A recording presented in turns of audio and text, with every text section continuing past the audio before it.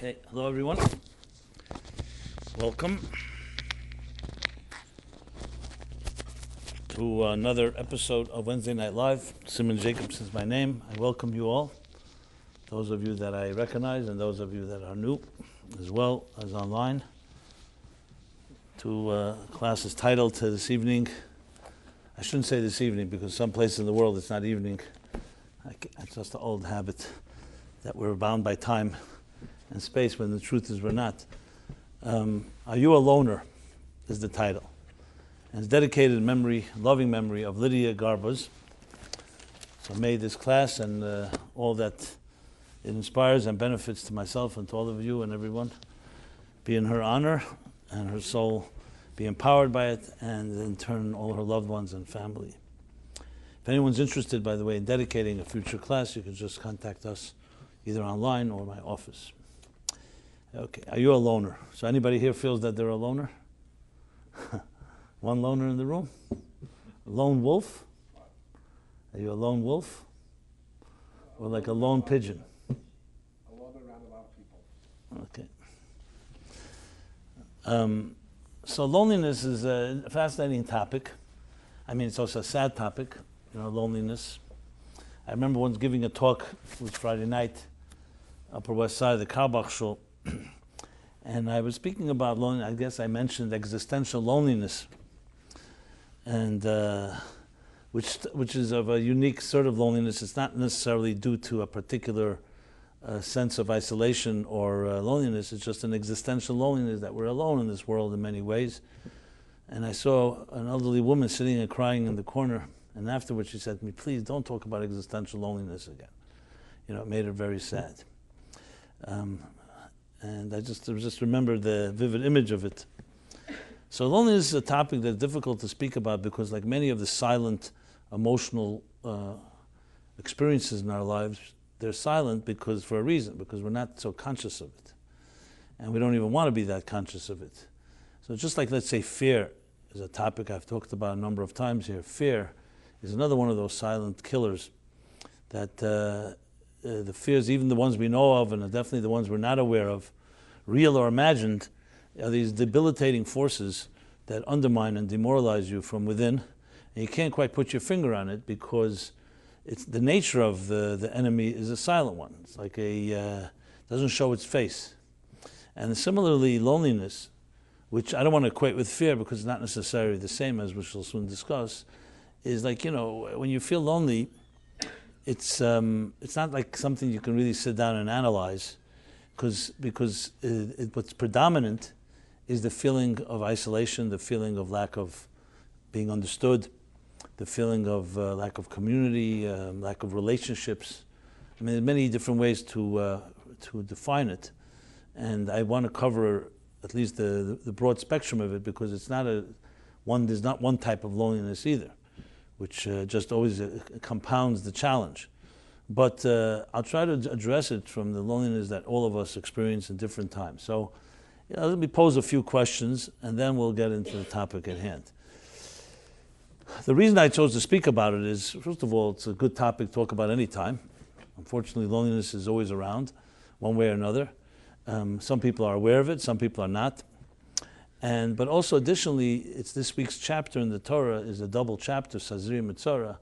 And reading about the Mitzorah, I had this sad feeling, because the Mitzorah is the leper, the Talmudic leper, the biblical leper, which actually is not a leper as in the conventional sense. It was a spiritual disease that only existed in those times, as Maimonides writes. But what made the leper unique was that he was isolated. He had to be sent out of the community, almost like not excommunicated, but because of his toxicity and his spiritual impurity, he was a danger to others. So he was sent outside of the community. Chutz megimel machnas, as the Torah says. And it's quite, when you read about it, you feel like a certain empathy for a person who's so toxic that he can't be around others until he goes through a healing process, obviously, which is the goal. And even though this is a biblical and in some ways not relevant in the technical sense of the word, but the spiritual lessons of it are tremendous. So the Mitzorah is maybe the quintessential loner in a way, where he feels like a pariah, the pariah mentality. So that's one of the reasons I chose to talk about it. But I think to be a little more presented in a more sophisticated manner, loneliness, as I said, is far more complicated than it sounds. The first gut reaction most of us have to the word is a negative reaction. Lonely means someone doesn't have someone to talk to, they don't have a companion, they don't have people, kindred spirits, etc., which is the negative side. But the truth is, if you start asking yourself the question, is there such a thing as healthy loneliness, or is all loneliness unhealthy? Is all loneliness inappropriate? What about the uniqueness that we have? I remember, and I'm sure all of you remember, when you come of age, you may have gone to school with a bunch of friends for years and years as children, and then you start becoming a teenager, and then an adolescent, and then a teenager. I think that's the order, right? If I recall correctly.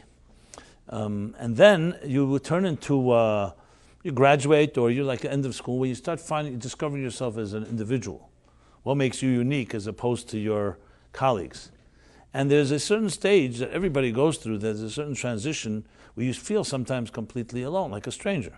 That all these people you know for the last 15 years, and you did everything with them, you played with them, you went to school, you went to the park, you went to camp, all this, and suddenly you're so different than they are.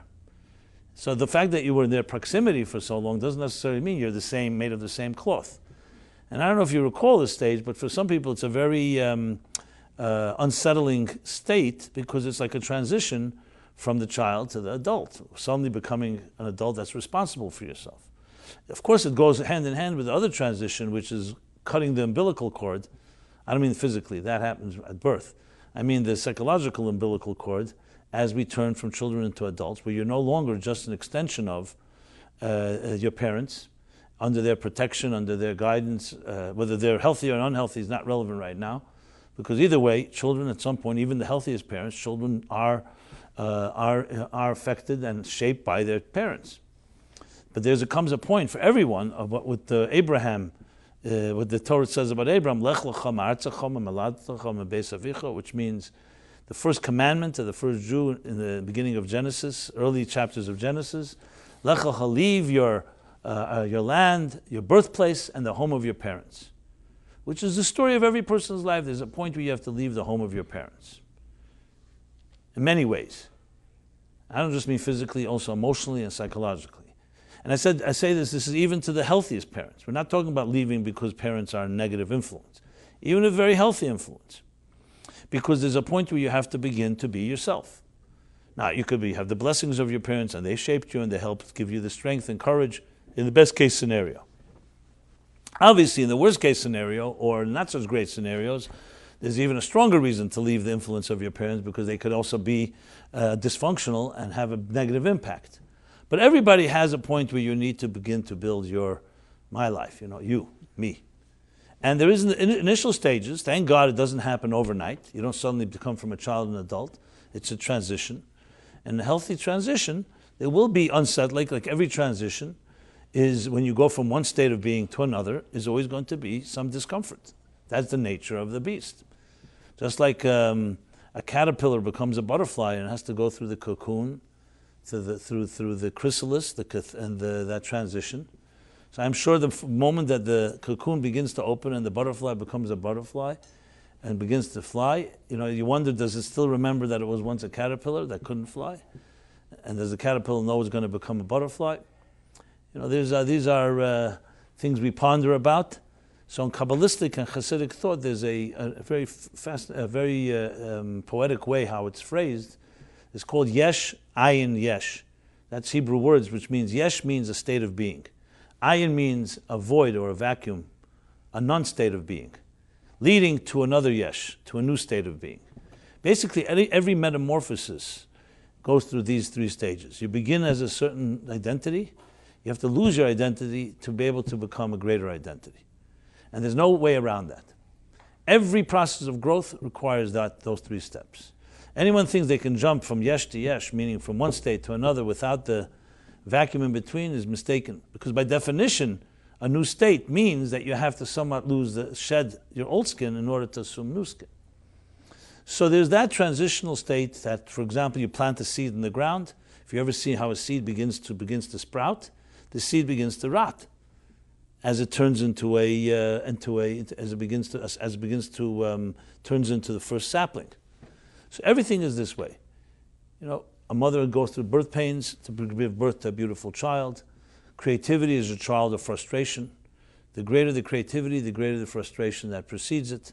Basically, you always need essentially a type of confusion and a certain state of, a certain upheaval to really grow from one state to another. Actually, if you think about it this way, it makes it a lot easier to go through difficult moments. Because if you recognize that that's a necessity for growth, then it's just a step toward the growth. It's uncomfortable because for the moment, you're losing your bearings of your past life. But all growth requires that type of step. I mean, that's somewhat of a tangent, but I want to go back to the topic. So as a person grows into an adult, there is going to be a state of loneliness. Children, generally speaking, I mean, they may say they're lonely and they're bored or something, but loneliness is more or less an adult condition. Children know how to stimulate themselves, and they get themselves. I'm not talking about extreme situations where a child is isolated, God forbid, or deprived, or et cetera, et cetera. But in a normal circumstance, a child's needs are not that extensive. If it gets the right attention, the nurturing, and the care that a healthy parent should provide, a child more or less grows with that. But when you start becoming a sense of self, when you begin to recognize yourself as a sense of self as apart from others, that's where the phenomenon called loneliness can emerge. So, in this context, loneliness may not be such a terrible thing. It's you becoming and recognizing that you're a unique individual. Unique means that you have certain strengths or a certain way of looking at things that someone else just may not have. It's not necessarily a bad thing. It's actually what makes you special. Would you prefer to just be a clone or a copy of someone else and then everybody understands you? And you understand them because you're all the same? At the same time, it's still not easy to deal with because we always want to have someone to talk to. Who doesn't want to have someone to talk to about their inner feelings? So the example I gave was that stage where a person begins to, I'd say late teens usually, and you hear this very often. I remember I was a little older student. I was working in my office. I remember a friend of mine who was 4 or 5 years younger than I, but he was a very smart guy. And he came to me and he was like describing this new state, like he felt like something's the matter with him, because he's starting to become aware of himself. I don't know if any of you remember this stage. I remember it pretty clearly. I still remember it. I'm still living through this trauma of becoming a teenager. I know I'm quite older than that, but I still remember it. Anyway, so I remember telling him, I said, you're not crazy. Everybody goes through this. Some people feel it more acutely. Actually, people who are more sensitive and more aware are going to feel it stronger. And suddenly, you feel like you're very different. Until you learn to adjust, hopefully, and then you learn to manage and realize that, okay, now you've become an adult, now you've become a butterfly, and now it's time to start writing the script of your life. So in a very healthy world, in a healthy upbringing, good parents will prepare a child for that stage, that when they come of age, just like a bird has to get to a state where it flies away from its nest, it's a blessing for parents to see their child be able to fly on their own. And in that sense, yes, there's an element of certain sadness because you're no longer a child, you're no longer just being provided and nurtured by another, but you learned how to nurture yourself now. You can build your own life. I mean, what greater joy is there to a parent than to see their children get married and see their children have children? I mean, these are the signs of a healthy development, and you want them to have their life. Again, I'm speaking all in healthy terms. I'm not talking about parents who have problems with all these things, because that's a whole other discussion. Since the evening is not called dysfunctional parenting or childhood, it's talked loneliness, I'm going to stay away from that topic. But so loneliness then turns into something which is more than just a negative, like, I'm lonely and sad and no one to talk to. It also somewhat linked to our own uniqueness. So then you ask yourself another question, and that is, are there some people that are just wired to be loners, and others are social animals, and just, or is loneliness really everybody's destiny? Every one of us has an element of it. The only difference is some people just face it, and some people mask it by covering it up, by keeping themselves so distracted and busy, surrounding themselves with so many friends and so much stimulation, that they never allow themselves the so-called sense of isolation that loneliness brings. Interesting question. I know people, because I talk to many people. People come talk to me, consult with me, and I see people who are literally the type of social animal, what they call extroverts, and they know everybody, and they're knackers and hackers and everything, They know everybody. And then when you start talking for a little while, you see a very sad soul that is just running from one party to the next and one dinner to the next, and is terrified to be alone for a moment. I remember meeting a guy like that who was like, the most popular guy, the most popular, sexy guy at any party. And everyone thought he was at the top of this, and he came to speak to me, different things. But bottom line, we started talking. I said to him, you ever have dinner alone? Just with one person at home? I'm terrified of that. No way. He saw that would be a failure if he was ever alone. And I said, why? What are you afraid of? He says, what am I going to do alone? What am I going to do? And then when you start looking deeper into his life, you see that his parents were that way, that everything was a distraction. They were never able to sit and think on your own because you're always busy. What do you look like to others, your reputation? It was all about projecting and never really looking inside. So now you're dealing with a person who's very alone, but never affords the time or energy to even look at it because he's terrified of the concept. One could argue, as I told him, he was a very intelligent guy, and thank God he's on track now. I can't say I think I did help him to some extent, but I think other things helped him as well. I should rather say, like I like to say, you help people help themselves. And you can't really help anyone. You can help people help themselves. So he became aware of that that you are valuable enough to be alone with yourself. There's nothing to be afraid of. There's nothing afraid to have a conversation with yourself from time to time and process your thoughts instead of always trying to dance around and satisfy this one and please that one, and becomes basically your whole identity defined by juxtaposition to others. Like that Chelem story where the guy goes to the mikveh, to the bathhouse, and he's one of these guys that's suffering an identity crisis. So before he gets into the mikveh, which is getting undressed, and he says, 1 second, I always identify myself by my garments, by my clothing. Once I have no clothing, how will I know who I am? I mean, you got to have this a little imagination. It's one of these, the Chelem stories. So he decides, what? He's going to tie a little red thread to his toe. So when he comes out of the mikveh, he'll look. If he sees the red thread, he'll know it's himself. That's how the Chelem story goes. Okay, as luck would have it, or as Hashem would have it, whatever, God helped him, and the thread got untied from his toe and attached itself to someone else's toe. He comes out of the bath, he comes out of the mikveh, and he's starting to look. He doesn't see the red thing on his toe. So he looks there, he finds a red thing. So he goes over to that guy and says, I know who you are, but who am I? That's the classic Chelem story.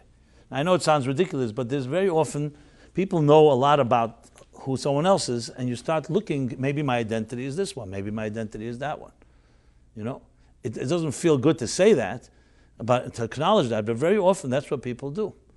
You look at someone who you think is your hero, you'd love to be like that person, maybe that's me, maybe that's me. And it becomes difficult, increasingly difficult. Can you tell me who you are? Forget about who everybody else is. The Kotzker Rebbe puts it this way, it's about relationships. He says, if I am I because you are you, and you are you because I am not and you are not. But if I am I because I am I, and you are you because you are you, I am and you are. That's the poetic version. In simple English, it means that if my identity is defined by your identity, and your identity is defined by my identity, I am not and you're not. Because we're both dancing, both like the blind leading the blind. I thought you know where we're going. No, and I thought you would know where we're going. We both don't know where we're going. I'm looking at you, you're looking at me. That joke about the weather with the Indians and the radio report, the weather report, you ever hear that one? Anyway, the weather broadcaster is, he's coming to, the winter is about to come, and everybody's waiting to hear what his forecast will be, what kind of winter it's going to be. So what he does is he goes out and he looks out through the window, he sees the Indian reservation, and he sees the Indians are gathering wood. In his imagination, they were gathering up more wood than usual, so he was convinced, that means they know that there's going to be a tougher winter. So he gets on his radio, and he says, this winter is going to be a tough winter. Okay. The Indians, when they hear that forecast, they start gathering more wood. So he sees them gathering more wood, so he says, it's even tougher than I thought it would be. Anyway, they're listening to this forecast. He's watching them gather wood. They're both looking at each other, and then the winter happens to be a very mild one. So finally, he goes to the Indian reservation. They say, why were you gathering so much wood? They said, because you said it's going to be a tough winter. Why were you saying it's a tough winter? Because you were gathering so much wood, So you come down to does anyone in charge? So when it comes to identities, Many of us are just watching others. I think you told me this, right, last time? When some people go, without names and groups, they go shopping for different like floors or other things, and they'll say, no, what is everybody buying? And they buy what others are buying. And that's how it is. You see this in every website. They say the most popular.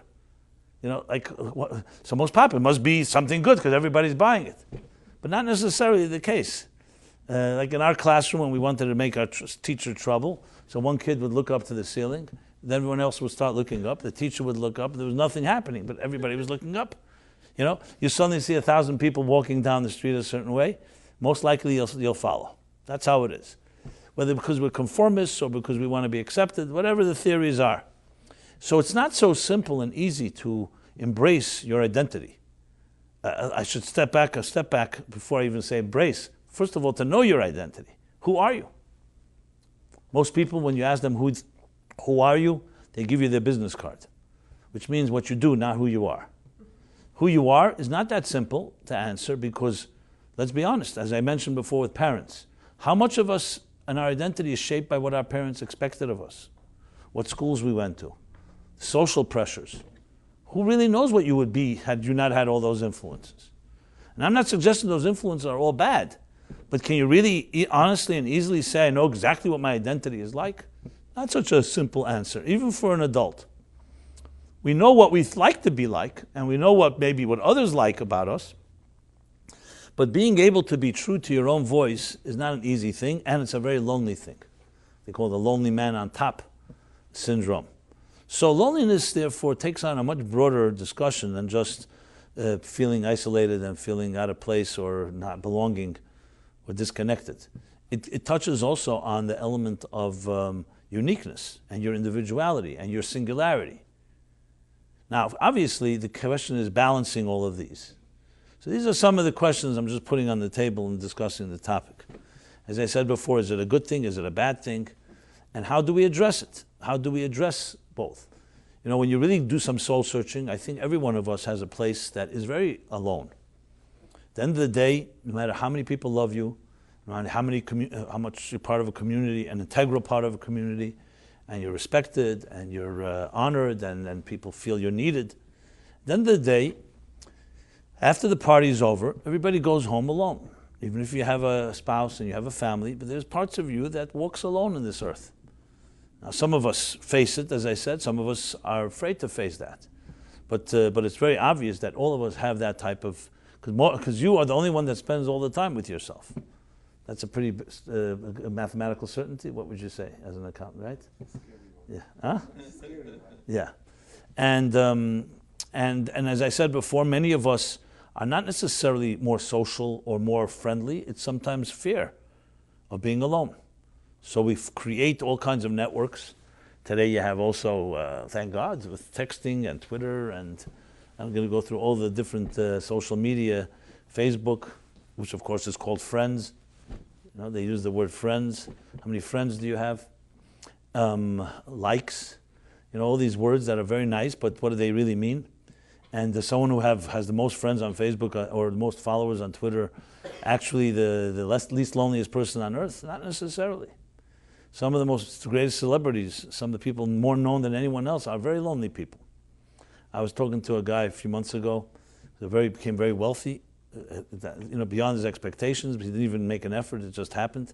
And he tells me he lost all his friends as a result, because all the people that he was really friendly with, now he doesn't know whether they talk to him because of his money or because they're friends. He says, it's always tainted. And I really walk alone, he says. Everything is tainted by my money. And so on one hand, it's a blessing. On the other hand, we all know the story of Howard Hughes, how he became completely isolated, a recluse, to the point of insanity. And a big part of it was not necessarily mental. It was due to the money, the power that he had. So it's not so simple, even though we all love to have all that. Loneliness has nothing to do. You cannot resolve it based on how many friends you have. That can be a distraction. So there are two verses actually in the Torah that use the word lonely, bodod. In Hebrew, loneliness is bedidus, bodod. One is, of course, the saddest day of the Hebrew calendar is Tisha B'Av. And how does the book of Lamentations, Eicha, open up?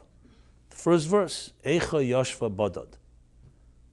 Woe, how sad is it that she sits alone? That's how Yirmiyahu, Jeremiah the prophet, chose to depict the opening description of the destruction of the temple. He doesn't talk about the murders, at least in the opening, doesn't talk about the exile, doesn't talk about the destruction of the temple, the holy temple, seizing all the great work that was done in the temple, cessation of the menorah, of the mizbeach, the offerings and so on, the divine presence. What bothered him most is Eicha Yoshva Badat. Woe that she sits alone. As I've explained a number of times, the reason for that is, why is that worse than everything else? Because we could get through anything in life if you knew that you have someone walking with you. So as bad as something may happen, if you don't have the loneliness, if you know there's someone with you, then you can fight. When you feel completely alone in your pain or and isolated, then you lose hope. Then you lose the strength. You see, for example, even medically, God forbid, people in the hospital who have guests and visitors and gifts and so on, it affects your immune system, affects the willpower, the hope. You feel you can make it. Look at another patient who's lying there, no one comes to visit, they're all alone in this world. It has to affect their morale and their willpower, a simple thing like that. And it's not just a psychological thing, it has real chemical effects. The adrenaline and other forces that do not get stimulated when you don't have people around you. So Yirmiyahu, in his wisdom, realized that the hardest challenge of this exile will be not all the tragedies that took place, but the sense of loneliness. So that's one verse. Then you have at the end of the book of the Torah, at the end of Deuteronomy, you have another bodad. It says, Am levoded yishkan. It talks about the nation of Israel as being a singular, isolated, lonely nation. Am levoded yishkan actually is in Bolok. In Parsha Bracha, the pasuk is Moses says, how's it go? But it's the same idea. Let me get the exact verse for some reason. Huh? No. He says the words bodad. Am levoded yishkan. Here we go. Let's see. Just give me a second. What? Talking about Parsha Bracha. 1 second. I'm sorry. What are you referring to?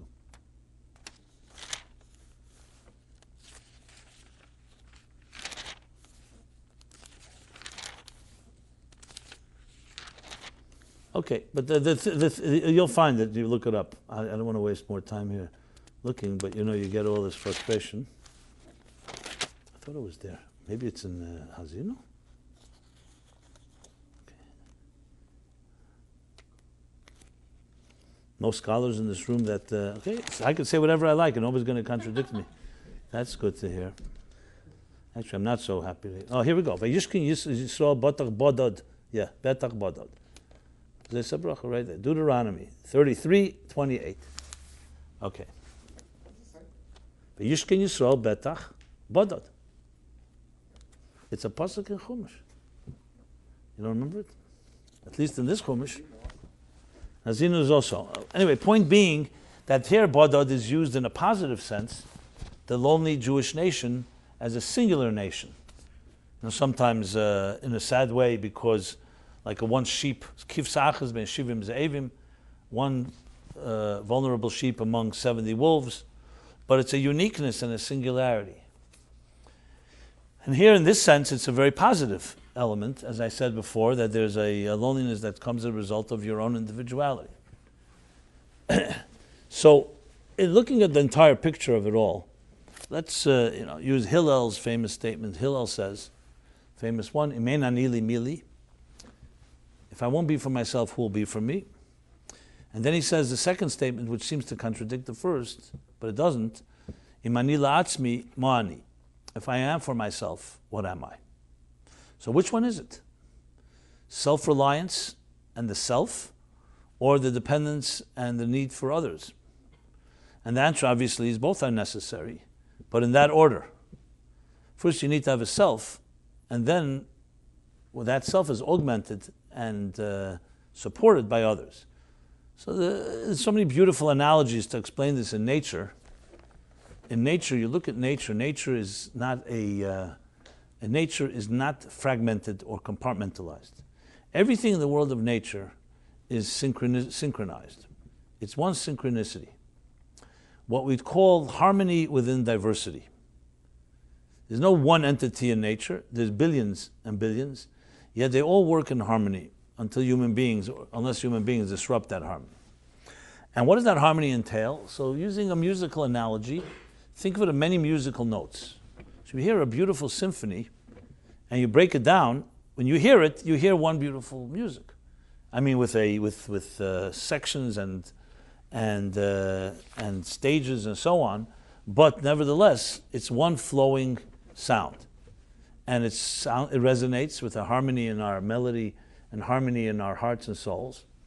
But if you break it down, technically, a symphony consists of many different instruments and many different notes. As I said, many different stanzas and so on. And yet they all come together as like one flowing entity. So every musical note is absolutely necessary. At the same time, every one note knows it needs all the others. Every musician in the symphony knows that comes their moment, they must play their role. At the same time, they know when they have to stop and let the next player begin. Or play together and coordinate. So here you have the perfect example of individuality and at the same time called community. Where if any one note, or any, for that matter, in the human body, any one cell decides that it's completely alone and doesn't care about anything near it, it will destroy the whole project. On the other hand, if you completely lose yourself, in other words, you're not just alone, you say, you know what, there's so many others, I don't feel in any way unique or individual, then again you destroy the whole symphony. So there's the paradox. You need to be completely singular and individual in what you're doing. At the same time, always know that you're part of a bigger picture. Now, in nature and in the human body, in any healthy environment, this comes naturally. It doesn't take any effort when a child that's born healthy has 75 trillion cells, trillion, not billion, and has thousands and thousands of systems. And thank God, a healthy child, a healthy adult, they all work in tandem, they all work in synchronicity and harmony with each other. But not because they are losing their identity, but because each one both has an individual identity and at the same time seems to know that it's part of a whole. So God forbid if, let's say, there was an organ convention and all the organs in the body said, you know what, in the name of understanding each other, let's exchange roles. The heart will be the mind for a day, the mind will be the heart. The liver will be the kidneys will be the pancreas. You know, what would happen? You'd have destruction, you'd have chaos, you'd have a disaster. But their intentions are so good, let's understand each other, you know. But it doesn't work that way. Because the paradox is that it's in your uniqueness and being you that allows you to really complement all the others. If you try to be someone else, you're not achieving unity, you're achieving destruction. Now, if you went mathematically, it doesn't sound logical. If I want to be like you and you be like me, that sounds like we'll understand each other better. But it doesn't work that way. So how do you explain this? So the Hasidic masters explain it from a divine perspective, that God is neither an individual, the godly divine power is neither individualistic nor group, and therefore it can bring together both of them. Because when you think of it, it really comes down to this. If you ask yourself, why is it when you put a piece of food in your mouth, you know how many systems, you know how many processes begin to happen for that food to become part of your flesh and blood? Hundreds and hundreds of steps. First of all, the teeth have to chew it and break the food down, right? Then there's the swallowing process. Then there's the enzymes that break it down further, the waste that has to be eliminated, the parts that goes right into your bloodstream, the other parts that go to different parts of the body. It's so complex, no one even knows the whole process completely. We know generally today. Now, you say to yourself, who exactly is calling the shots here? Why is it not why are there no malfunctions? Now, God forbid there are times, I'm not saying there aren't, but millions and millions of people, there are no malfunctions. Why? So you have to say there's some captain of the ship, like a conductor of the symphony, that seems to be telling everyone, okay, do your role. When that comes, and as soon as you finish, the next one begins. You know, people will say, I read somewhere an article. What is one of the most amazing achievements of modern technology? So some people say the computer, and some say the smartphone, and say this and that. They say no. You know what it is? You won't believe it. You will never guess it. It's FedEx and UPS. It's considered to be the most fascinating part of today's modern achievements. You know why? They have to deliver millions of packages a day and make physical packages. Technology, once you master digital tools, it's a whole different story. Here it's human error. You have to literally bring parcels and packages from here to here and manage millions of packages is considered to be one of the biggest feats in today's human feats. I know you'd never think of it because we never think of the physical delivery as being such a big thing. But to coordinate all that, UPS has the largest fleet of planes, more than all the commercial airlines combined. Did you know that? Yeah. You wouldn't guess these things. Check it out. Google it all. My point that I'm trying to make is, why is it such an achievement? Because you're dealing with humans. It's one thing, a computer, so it's a program, and you fix the program, you tweak it till you get it going. That's it. The program will not defy you. But humans defy planning. The guy's a little delayed. There's a weather condition. There's this, there's that. He made a mistake with the address. There's so many variables that can go wrong. To get like 90 or 95% success rate is an achievement. So the point being is, because we humans are the only ones that disrupt the harmony of existence. Let's put it that way. Why that is because of the purpose of our existence, because we are here to play a role in a partnership with God in making the world a better place. Any partnership always has a risk, because the partner can decide to not do it, but they have to do. The rest of the world is not a partner. The rest of the world is part of the players of the game. So there seems to be a captain of the ship, let's say in the human body, that's telling each part what to do at its given moment. So there it works. But when it comes to humans, this is where loneliness jumps in. Because suddenly, when you feel that you're not connected to the other musical notes, so then you feel alone. What do you do in response? You start losing your own uniqueness because you want to be with others. So you begin to conform. This is essentially the psychology of conformity. Why do people want to conform? Nobody likes to be called a conformist, right? You wouldn't consider that a compliment if someone told you you're a conformist, you never do anything original, you have no mind of your own, herd mentality, you're just following everybody. Nobody likes to hear that. And yet, most of the world are conformists. I haven't spoken to 7 billion people, but I could tell you from the places I've spoken to, and every time I ask any conformists in the room, nobody ever raises their hand. So basically, 7 billion people don't want to acknowledge they're conformists, but they are. Or else advertising wouldn't work, or else communities wouldn't work. And I'm not even suggesting all conformity is bad. But the real psychology behind it is because we don't want to be alone. Which is why the opening of the Shulchan Aruch, the code of Jewish law, you know what the statement says? Al yevash mipnei hamaligim. Don't be embarrassed for those that will mock you. The hardest thing is to be feeling mocked, to feeling isolated, feeling rejected. You know, you see this in school, bullying, or other factors. When a child feels rejected by the group, it's a very devastating experience. I'm not comparing it to other forms of abuse, but psychologically, what it does is it undermines your own sense of value. And this, of course, is also damage done in a home and a family, where parents project their own insecurities and want to shape their children in their own image. In other words, instead of embracing and celebrating the unique identity of each child, you want to shape them the way you want. You're basically destroying their confidence in their own individuality, which forces you to have to become a conformist because you need to be you want to be happy. You want to please. You want to feel good. And you'll feel good because everyone says, oh, wow, this guy is great. He's a team player. He makes everybody else happy. But who suffers? You. Because the you inside, there's no mili. Now it's all about everyone else. So the interesting irony or paradox is that in the real scheme of things, the more you are yourself, the more you can complement the whole. And the more the whole can complement you. It's the exact opposite. Like I said before, if anybody wants to lose their identity to become somebody else because they'll be accepted, what actually really happens is you're undermining because you're not playing your role in the process. Which is why Hillel doesn't open up the statement that says, first be part of a community. He says, first be you. And then realize that the you needs others. Because if you start the other way around, you'll never discover yourself. The Baal Shem Tov has a very powerful thought,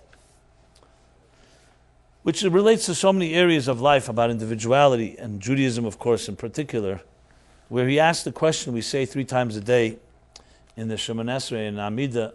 We say, Elokeinu ve'elokei Aviseinu, Elokei Avram, Yitzchok, v'Yakov. Yeah, we say it. My God, our Elokeinu,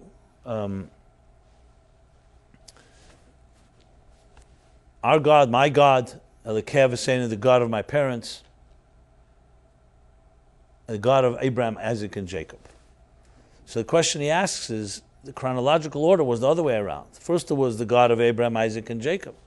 So you should first say Elokei Avram, Yitzchak, Yaakov, then Elokei Aviseinu, then the God of our parents, and then Elokeinu, my God, our God. That's the order. And his answer is simple but brilliant, and lies the heart of so much of life.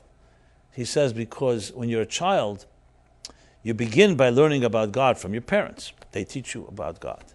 But when you become an adult, it has to be Elokeinu. You have to own your God. You're not worshiping the God of your parents, you're worshiping your God. Not that it's a different God, I mean to say the God that you have figured out to embrace. And then you acknowledge and say, this is also the God of my parents and the God of the patriarchs, of Abraham, Isaac, and Jacob. Owning something, which is one of the hardest things, because it's so much easier to just rely on the crutch of whatever was given to you. Okay, this is what the community says, this is what the rabbis say, this is what the parents say.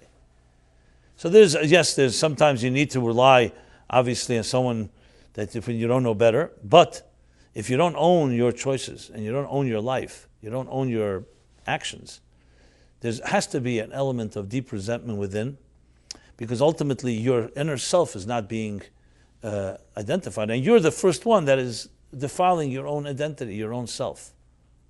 How to balance all this is a challenge, and we'll talk about it some more soon. But the first thing must be stated, as Hillel says, Im ein ani li mili, which has on its own a certain element of, you can describe, of a lonely state, and the word alone, aloneness. But it has a great beauty to it, because it's really about your uniqueness that you're embracing and you're comfortable with. You're comfortable in your own skin. Now, people are comfortable in their own skin. You could pretty much see it often. It's very visible. Even people who are not comfortable in their own skin can see it. You see people who are just there. They're not trying to perform. They're not trying to please. They're just themselves. There's a certain lack of self-consciousness. There's just a certain, they don't take themselves so seriously. It's not that all, it's not all orchestrated. You could sense it. You ever go to a party and you walk in the room, you immediately feel the tension. You know where it's coming from. It's usually coming from the top, which means the hosts. Tense hosts create tense guests. I don't know if that's said anywhere, but maybe here it is. And the vibes. When you come into a place where you feel comfortable, is because usually the hosts are comfortable. They're comfortable with themselves, and therefore they make everybody else comfortable. That's how it is. And being comfortable in your own skin is one of the great blessings, because it's almost like it's like an invisible factor. It's not like something you can learn how to do. But really it means that you're at peace with yourself, and you're at peace of being alone with yourself, and you're at peace with your own uniqueness. And that actually, as I said before, ironically, sets the stage and creates the fertile ground for you really to coexist with others. Anyone comfortable with themselves has no problem with other people. You don't need to be wrong for me to be right if I'm comfortable with my positions. When I'm not, if I'm insecure, then the only way for me to be right is make sure everybody else is wrong. In other words, everything is not about generating from within. It's, everybody else is saying that. They're great. Now, we all understand, all of us human beings like compliments, and we like to be validated and be appreciated. I'm not suggesting that being completely secure doesn't require that. But if your whole life is driven simply by accolades and what others will say, you're not really comfortable with yourself. And unfortunately, that usually begins from home. It's parents who are not comfortable with themselves will usually create children that are not comfortable with themselves. That's how it is. That doesn't mean our destiny is sealed. It simply means that's a challenge. But you have to always know that statement, you must always know that at the core of yourself lies a very unique and special individual. And that's why in Judaism, and this goes to me, for me this goes beyond religion and beyond faith even. The greatest statement and the opening statement in the Bible, the Torah, and I would say is the foundation of everything, more than any other mitzvah. It's not even a mitzvah, is the first description of the human being. So the Torah depicts and describes what was created day 1, day 2, day 3, day 4, day 5. So you have day 1, you have light. Day 2, the separation between the higher heavens and lower. Day 3, vegetation. Day 4, the luminaries. Day 5, the animals, fish, the sea. And then day 6 is the human being. And what does it say about the human being? It's interesting, how would the Bible describe? People don't appreciate the Bible's, first of all, its brevity. In just a few sentences, you have the whole story of love, you have the whole story of good and evil, all in Genesis, all in the beginning of Genesis. How is the human being described? Not as an intellectual creature, not as an emotional creature, not even as a creature of free will, even though it's hinted to. It's described in a very cryptic and spiritual way. God says, we'll create someone in our image, in God's image. Nasa adam b'tzelmenu b'tzelem Elokim. The human being is created in the divine image. Now, I don't know if you ever stop to think about why the Bible chooses that way to describe a human being. Which, who would describe it that way? No scientist would. No anthropologist. No one would describe a person that way. So initially, most of us just think, okay, that's the religious description. There's a God, but today, you ask a scientific definition of a human being, let's say human being is a sophisticated mammal that evolved from the ape, but now the brain has gotten larger, and therefore can, et cetera, and all the rest of that's described. But if you really think about it, what the Torah is saying is something fascinating. It's not even about God per se as a religious God. It's saying that every human being is godlike. Every human being has something that is absolutely divine. It's not arbitrary. And something divine is absolute. That means your uniqueness that makes you feel alone is actually the divine uniqueness that you have that I don't have. So every human being on earth has something that's indispensable. It's like you're the only one that can play your musical note. Now you think about it that way, think about a human being in that way, you could understand the Torah's importance. Because if the Torah had said a human being is intelligent and emotional, or other things about us, that's all correct. But it doesn't tell you the real heart and soul what makes a human being a human being. And that is the uniqueness of who you are as an individual. To put it in more psychological terms, is that you truly matter, that you are indispensable, that you and everything you do matters now and forever. You tell me if that's not the foundation of any significant life. Because if you don't think you really matter, if you don't think you in any way have anything unique to contribute, if you think someone else can do what you did, how invested will you be in your choices? The whole Torah will fall apart. Because someone will say, why would I have to dedicate myself to be a good person and do this mitzvah and that mitzvah? All that becomes arbitrary or negligible because it doesn't really matter. Who cares? If I don't do the job, someone else will. You know that story they tell, the parable of a poor town and who was part of a large kingdom, and news comes to the town that the king is going to visit this town. It was a big thing. The king didn't visit all the towns, especially a poor town like this. So it was like a big honor, once in a history, once a lifetime. The king of the entire empire is coming to visit us. So all the people got together and said, we're a poor town. We want to give the king a gift.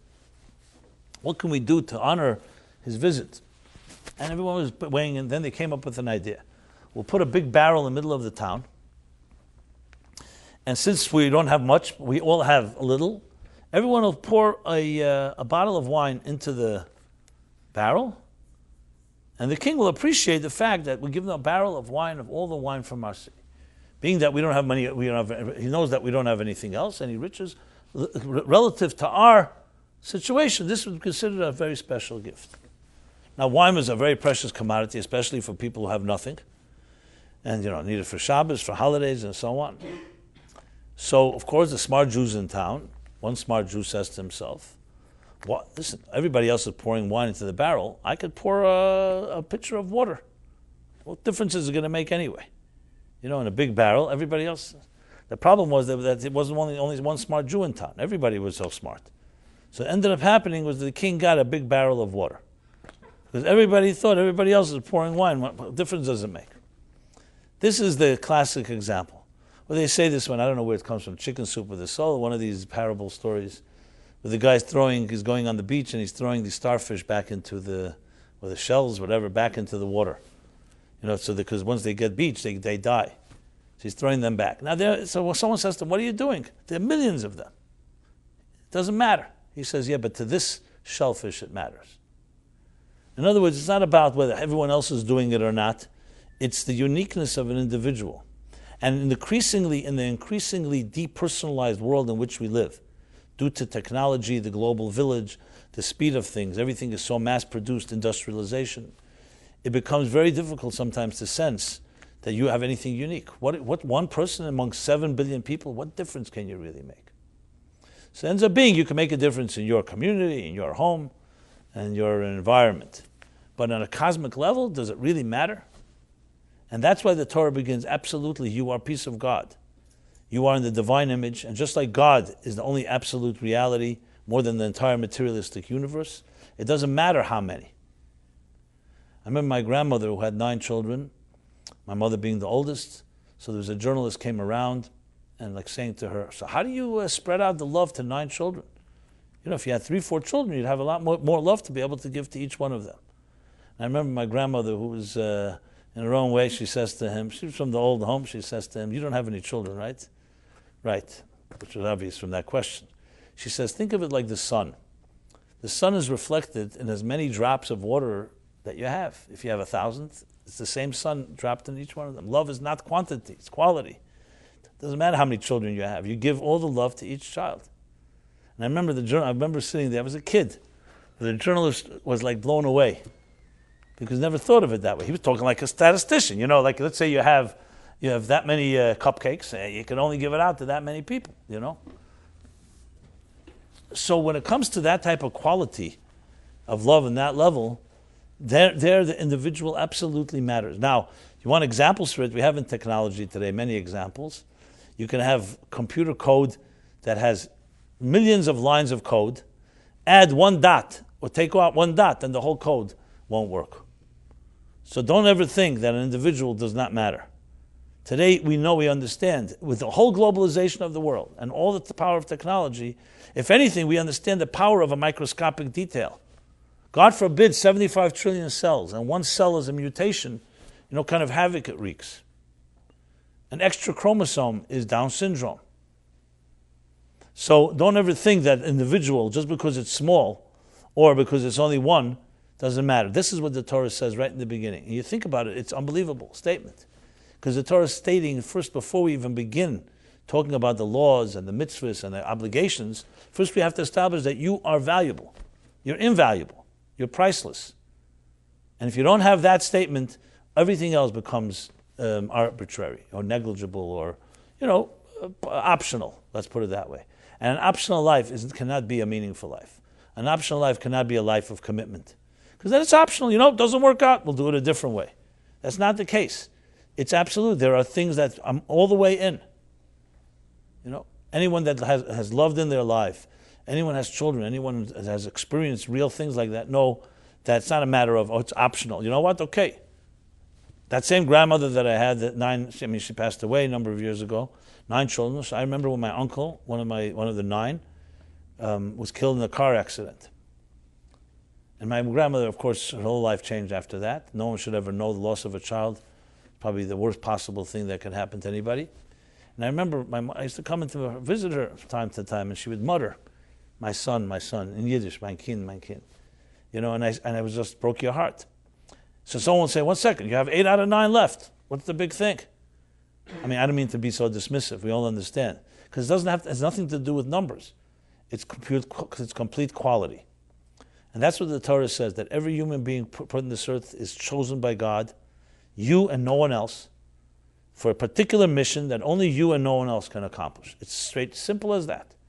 And the question is, are you going to do that in your life or not? Everything else is secondary. What type of job you'll have, how much money you'll make, how much success you have. These are all technicalities. It comes down to one thing. You were sent here for a purpose. And a singular purpose, your purpose. No one else can do it but you. Are you going to do it? Now, most people have never even heard this statement made. Even if you hear it, then you say, okay, so what's that purpose? Let me know what I have to do. But we're so busy already. Life is what happens to you while you're busy making other plans, right? Who said that one? John Lennon? I don't know, one of these guys. That you get so preoccupied with your life, you're busy with the means. You know, we have very big tool chests, hammers and screwdrivers and wrenches and everything, but what are you using it for? The purpose, the mission statement of any business is the driving engine of everything. What is our purpose? And this brings me back to the loneliness. When you have that, there's no room for loneliness. There's room for uniqueness. But then you know that what makes you unique is exactly what you were put here for. And then you know, as I said with the musical notes, that you need everybody else, because after the Eina nili mili, imanila atzmi ma'ani. In other words, you know that you need other musical notes as well. And it's not a contradiction. They work perfectly hand in hand. So getting to know, which is getting to know yourself and getting to appreciate yourself. Yes, even in your uniqueness, where you can say some people may not understand and so on, but you don't look at it like in a negative way. You look at it as a positive. That's my uniqueness. That's why I'm unique, because I get it and someone else doesn't get it. That's my job to do. But that sets the stage, as I said before, for you to be able to coexist and work with others, because the more secure you are, the more you're secure with others. People who have a strong sense of identity are the ones that coexist with everybody. Because again, as I said, they don't need to take away anything from anybody else. They're secure with their position. Others don't have to be wrong for them to be right, as I pointed out. You don't have to be less for me to be more, because there's enough for each other. Again, another Kotzker Rebbe story. Someone came to him in town in Kotsk and said to the Rebbe that he has some type of shop, some business, and someone else opened up a similar business across the street, and he wants the Rebbe to close him down. Hasagas Gvul. Hasagas Gvul is a law in Judaism that says unfair competition. It doesn't apply to all situations, but it applies to some situations that if you take away someone else's parnasa, livelihood, not the exorbitant profits, livelihood, their survival. So there are laws about Hasagas Gvul, meaning not to breach someone else's boundary, so to speak. Which is why you have in certain situations, you'll have certain laws that don't let I don't know if it applies in American law and so on, but there are laws where there has to be some distance between two, if there's only a small population, and there's only there's only that much bread that has to be sold. So you have certain laws of keeping keeping a certain distance between one business and the next. It's not such simple laws, because you have to establish that it's really a loss and that your survival independent. Again, it's not about lower profits. It's about survival in most cases. So this guy came to the Kotzker Rebbe, said to him that he wants him to close down the other company, the other business. So the Kotzker Rebbe, in his inimitable, incisive, sharp way, says to him, you ever see when horses go to the water to drink, a horse goes over to a lake or to some body of water to take a drink, something strange happens. The horse goes over to the water. Before it drinks, it begins to stamp its feet. If you ever see a horse, it starts stamping its feet. Why is it stamping its feet? So he says, you know why? Because the horse goes over to the water and suddenly sees another horse, a reflection of itself. So he thinks another horse is coming to drink my water. So it starts stamping its feet to get rid of the other horse, to chase it away. And what happens, the Kotzker Rebbe said, then the horse realizes there's enough water for both of them. That was his response, that he's not closing down the other guy's shop. Well, if you think about it, it's not just a business thing, it's also psychological. Sometimes, and this is sad, it's called Schadenfreude in German. In Yiddish, there's a word called Nichtvergehen. How do you translate it in English? Schadenfreude, I think, is the translation used. I don't know if there's another English word for it. What is it? It's a very disgusting midah, very disgusting attitude, which means you simply cannot, there's a word that you cannot stand, tolerate, but more than that, when someone else is successful. Zen nene v'zelei choser, midas doim, which means someone benefits, and you gain nothing from their you lose nothing from their benefit, but you simply cannot. What was the word? You cannot not tolerate. If again, there's another word. There is another word. There's a. You can't. You're not at peace with it. Why? Think of this emotion. Why would that be? If a person gains and you lost, so you could say, okay, listen, I could have gained, so I have resent. That's what I say. You resent the person. So you could say you resent because you lost something. Even then, there's a divine providence. The guy was lucky. Fine, he came first. He got it. Whatever it may be. But here, there's nothing. You gain nothing. You lose nothing from that person's gain. And yet, there's some people just simply want others to be losers. So my theory about it is because if you yourself deep down feel you're a loser, or maybe not so deep down, on the surface you know you're one, it just feels better when everybody else is a loser. Because that way you don't stand out as being so bad. Because everybody else is failing. So it doesn't matter if I fail, okay, I'm not so bad. But if someone else succeeds, it glaringly puts you in context that you're not succeeding. I don't know if that's the reason or not, but I like that explanation. If you have others, you can submit them. The point I want to make is that loneliness, this sense of loneliness, is really a negative sense of something that should be actually causing someone to be positive, which is that you are unique, you are an individual, you have a role to play, and the price that comes with that, that there are parts of your life that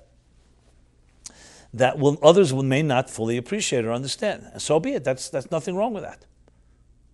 Even in a marriage, even when two people completely love each other, they become like one flesh. They don't remain unique. Ask people who are married for many years, they'll tell you, the longer I'm married, the less I understand my spouse. But they smile and they're completely at peace with it. Whereas someone in the early marriage says, if that's the case, I would never marry someone. But you know something? You come to appreciate the mystique and the mystery of individuals. And it doesn't mean you have to understand or own everything for you to appreciate it. It's the illusion in this world of acquisitions that we think we have to own everything. If I don't own it, then it's not mine. But ownership is only for people who are insecure, people who are completely comfortable with themselves. Why do they have to own other people? Now, I'm not saying it's always easy. Obviously, there are times we all, I'm sure, resort to a more juvenile attitude of jealousy or pettiness and so on. But when you think about it with your mind, not emotionally, it's very clear it doesn't make any sense. It's completely based on your own insecurities. So going back to the point here is that in that sense, Am levoded yishkin, bodod, in a positive way, is a very positive thing. There's uniqueness. And don't be afraid of your own uniqueness. Get comfortable with it. If parents and your community helped cultivate and nurture and validate your uniqueness, then that's the greatest. But even if they haven't, so learn to embrace it yourself. And that in no way, that will not make you more apart. That will then allow you to come to the second half of Hillel's statement. If I'm only for myself, what am I? Because then you realize, okay, that's my uniqueness, but now I know that it's just like I'm unique, so are you. And now let's exchange uniquenesses, like that. What do they call it? Leonard Cohen puts it this way, let's be alone together. Alone, again, he means it in a negative way, People who live lonely all that, so they might as well be alone together. Since we're using pop songs, I might as well bring the other lonely lines from Billy